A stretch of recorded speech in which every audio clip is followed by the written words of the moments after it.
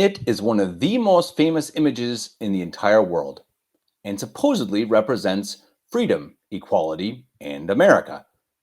But it was founded and funded by the Freemasons and may even have been modeled after a painting of Satan himself. Today, we take a closer look at the Statue of Liberty.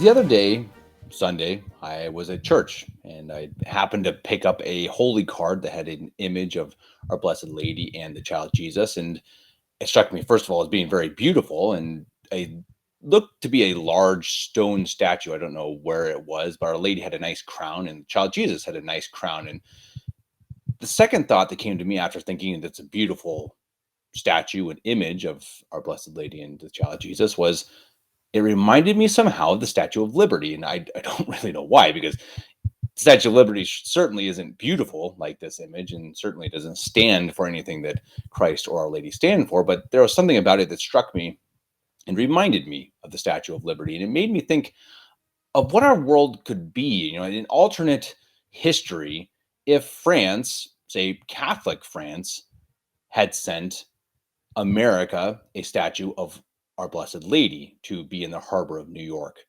rather than the Statue of Liberty. And it made me think and question, what is the Statue of Liberty? Where did it come from? And there's a lot of kind of shadiness about it, a lot of things that people don't really know. Most Americans just look at it as a symbol of liberty, obviously, of freedom, equality of America. It's really an American symbol. And as that is taken, I don't blame Americans, and I'm not saying that they're bad for taking it that way. And maybe they have a Statue of Liberty in their home, or they've gone and visited and taken pictures in front of it. Obviously, all totally fine. But as I mentioned in the beginning of this video, did you know that it was funded by Freemasons? It was actually the entire idea was thought up by a Freemason named Edouard de la Boulaye. And he pitched the idea in a group of Freemasons, at least according to freemasonrymatters.co.uk. It was pitched in a meeting of Freemason brothers, quote unquote, and Edouard de la Boulaye was supposedly the one who thought it up first. And in that meeting of Freemasons was Frederic Auguste Bartholdi, who was to become the designer of the Statue of Liberty. Now, they wanted to supposedly express their happiness with the American Civil War and the North side, at least the ones who were freeing the slaves. Now, that's somewhat controversial, but it seems like that may have been part of what they were after. A lot of theories go that they may have been just trying to find some response to the Catholic statues and images that were going around France at the time, something that Freemasonry and Freemasons clearly don't like and hate. And so they wanted to have their own expression. They wanted their own statue. There's also a rumor that perhaps it was a statue that Bartholdi actually designed for a canal in Egypt, which then the Egyptian government could no longer fund. So instead he said, hey, let's instead give it to the Americans. And eventually it did get the funding it required, primarily from Freemasons in France, and was built and sent to the US in 1985 and eventually completely constructed in 86. Now, the man who helped to get the funding for the base that could actually support the statue in the harbor in New York was a man named Pulitzer. Man, according again to freemasonrymatters.co.uk and the Grand Lodge of New Jersey, that's newjerseygrandlodge.org, he was also a Freemason. So the funding in France and the funding in the US were both completely done by the Freemasons. And as a fact, again, according to both websites, there was a complete Freemasonic ceremony, I suppose, at the laying of the cornerstone. So it is unquestionably a Freemasonic symbol and a Freemasonic statue. There's a lot of other conspiracy theories that go around, as I mentioned again at the intro, that it may have been modeled after an image of Satan himself. If you look at this image, well, Yeah, could be. I don't know. They say that it was made or modeled after the mother of Bartholdi, but if you look at pictures of Bartholdi's mother, nah, I'm not seeing it. I mean, I'm sorry, but the Statue of Liberty is either one ugly woman or it's a dude dressed like a woman. I've always thought that way. Even when I love America, of course, and I even liked and loved the Statue of Liberty in a way, not loved, but you know what I mean. You have affection for it, but it's never been in my mind very attractive. And the more you look into it and find that it was funded purely by Freemasons, well, that's kind of a problem. And so someone may ask, okay, what's the problem with Freemasons? Are they really that bad? They're just an organization. Okay, well, let's see.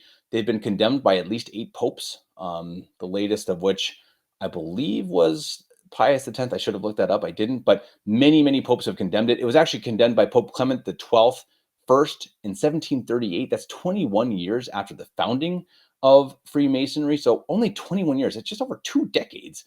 And they got banned and condemned by the Catholic Church. So not good. And Pope Clement the 12th said, "Let no man think that he may, for any reason whatsoever, join the Masonic sect. If he values his Catholic name and his eternal salvation as he ought to value them." So after him, there were 8 other popes who have also condemned Freemasonry.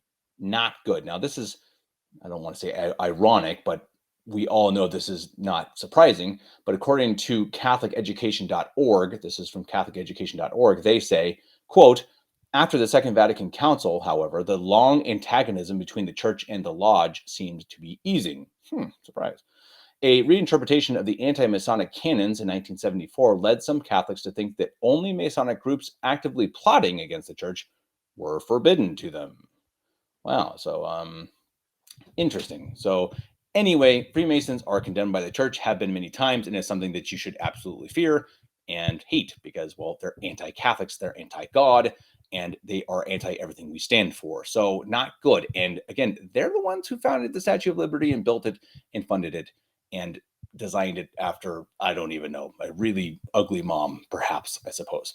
Now, the question then becomes, again, comparing it to Our Lady. And that's something that really struck me as I was there in church or outside of church with my daughter, I suppose, at that time, because, well, she kind of misbehaved sometimes. So I take her out and it was running through my mind, how do I compare the Statue of Liberty to Our Lady? And what really struck me, this is just me privately or personally, was that the Statue of Liberty stands for the ability to do what we want, I suppose, the freedom from oppression, worldly oppression.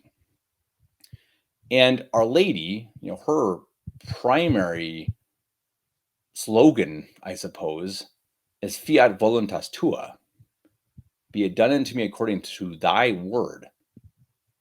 Like almost the opposite of a freedom in a way. It's literally giving herself up to God. Pretty striking if you think about that. Really think about it. The Statue of Liberty. Liberty of what? What is liberty? What is American liberty? And I think it's something that we need to ask ourselves and look into. And if you read, especially works of Pope Leo the 13th, he speaks very, very strictly and severely about this exact topic.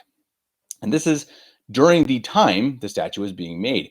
He wrote in Immortale Dei in 1985, quote, "The authority of God is passed over in silence, just as if there were no God, or as if he cared nothing for human society, or as if men, whether in their individual capacity or bound together in social relations, owed nothing to God, or as if there could be a government of which the whole origin and power and authority did not reside in God himself. Thus, as is evident, a state becomes nothing but a multitude which is its own master and ruler. And since the people is declared to contain within itself the springhead of all rights and of all power, it follows that the state does not consider itself bound by any kind of duty towards God.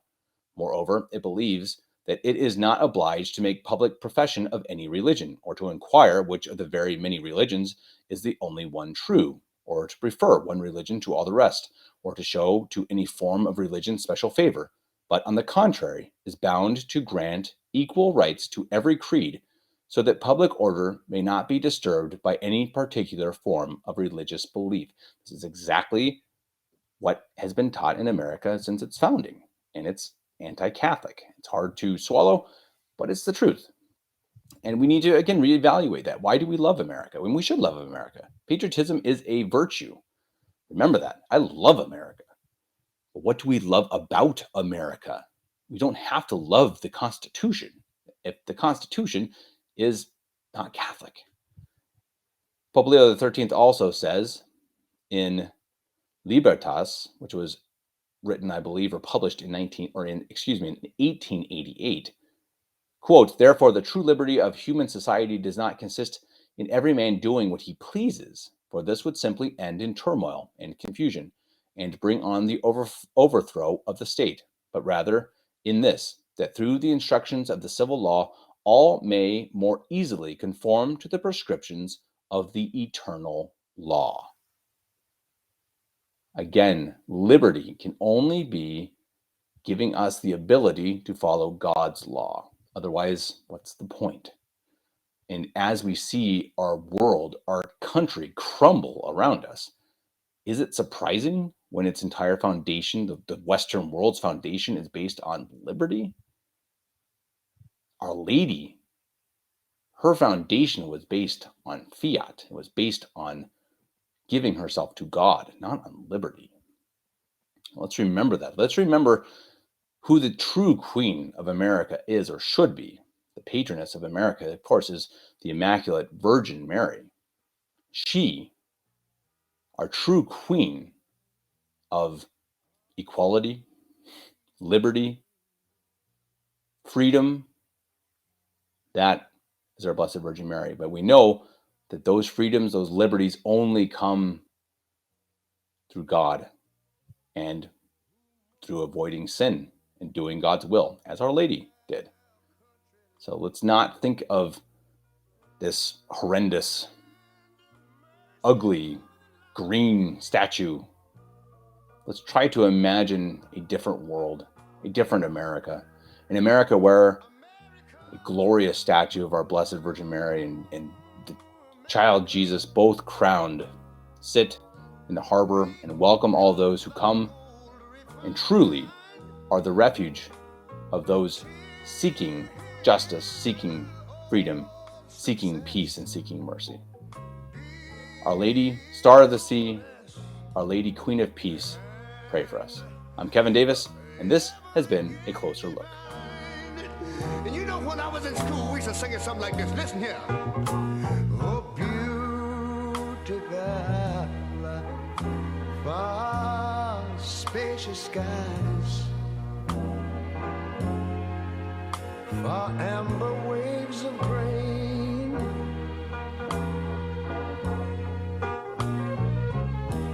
far purple mountain majesties, over the fruited plain. But now wait a minute, I'm talking about America, sweet America. You know, God done shed his grace on thee. He crowned our good. Yes, he did.